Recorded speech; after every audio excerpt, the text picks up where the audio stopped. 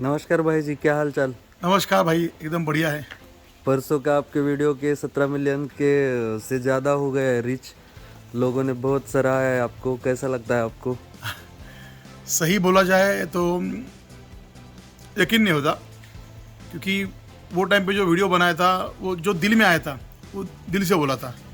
और more than 4 lakh के ऊपर लाइक्स और ऑलमोस्ट 2 करोड़ तक उसका व्यू गया है।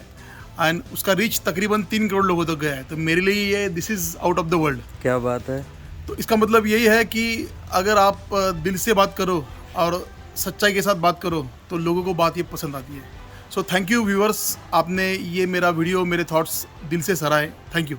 अभी आगे का क्या प्लान है आपका। आगे भी हम वही सोचते हैं कि जो सच रहेगा कड़वा होता है, पर वो उसके बारे में हम बात करेंगे। मुझे एक चीज़ पूछनी थी आपसे।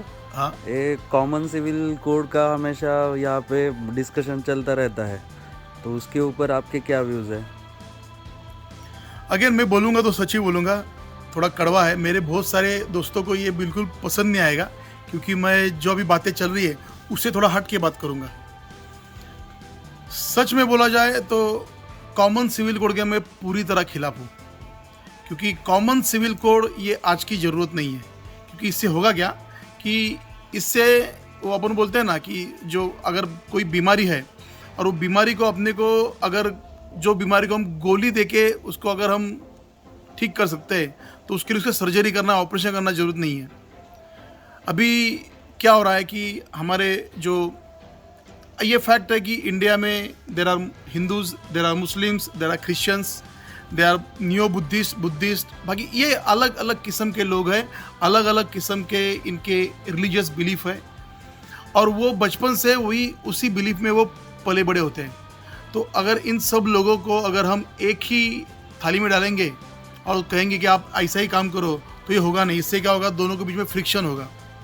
मैं तो कहता हूँ कि अभी जब ये कॉमन सिविल कोड की बात आती है तो सबसे पहले तो मुसलमान इसका बहुत बड़ा विरोध करते हैं कि वो कॉमन सिविल कोड नहीं चाहते हैं। मैं उनसे एक आगे स्टेप जाके बोलूँगा कि मुसलमानों को कॉमन सिविल कोड में लेना ही नहीं चाहिए। मैं तो कहता हूँ उनके लिए जो क्रिमिनल कोड भी है अपने पास, जो अभी दो अलग अलग है। सिविल लॉज के लिए हम अलग बात करते हैं और क्रिमिनल लॉज के लिए हम अलग बात करते हैं। तो एक अगर मुसलमान को सिविल के लिए कॉमन सिविल कोड नहीं चाहिए तो मैं बोलता हूँ उसको आप कॉमन जो क्रिमिनल कोड है या आईपीसी है उसमें भी मत लो। मुसलमानों के लिए सबसे बेस्ट रहेगा मेरे ख्याल से शरीयत। तो इंडिया में हमें ऐसा करना चाहिए कि प्रैक्टिकली मुसलमानों को शरीयत के अंदर लाना चाहिए। यानी उनका जो सिविल मैटर रहेगा या क्रिमिनल मैटर रहेगा, मैं कहता हूँ कि आप उनको शरीयत के अनुसार उनको उसका जो भी न्याय रहेगा, वो जो भी उनका कहना रहेगा, वो as per according to their शरीयत आप उनको सज़ा दो। उनके जो भी मैटर्स रहेंगे वो शरीयत के अनुसार ही सॉल्व हो। मुसलमानों का लॉ हिंदुओं के ऊपर नहीं जाना चाहिए, हिंदुओं का लॉ मुसलमानों के ऊपर जाना नहीं चाहिए। सबसे पहले हमारे जो जिन्होंने संविधान बनाया था उन्होंने ही गलती की थी कि उन्होंने सबको एक सरीका समझा था। ये गलत है।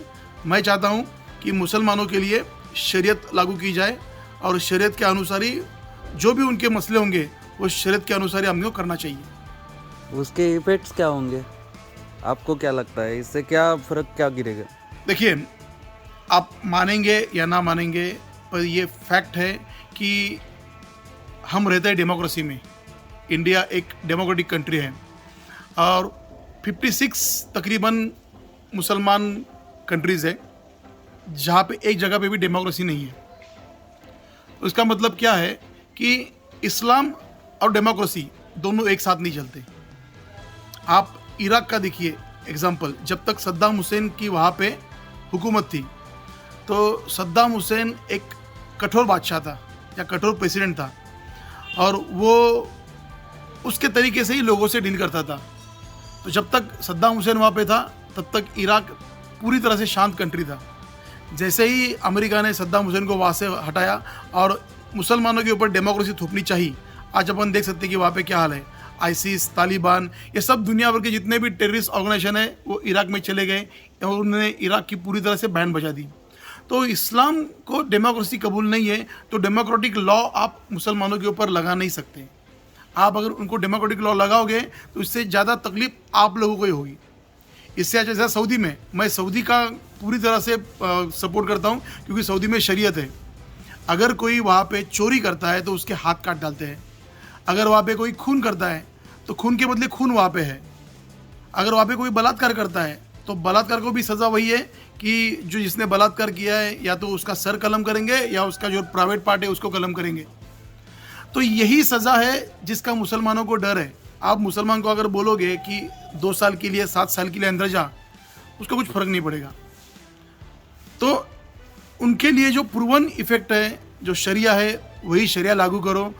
उनको आप कॉमन सिविल कोड में लाओगे तो इससे फ़र्क तो कुछ पड़ेगा नहीं, फ़र्क आपको पड़ेगा।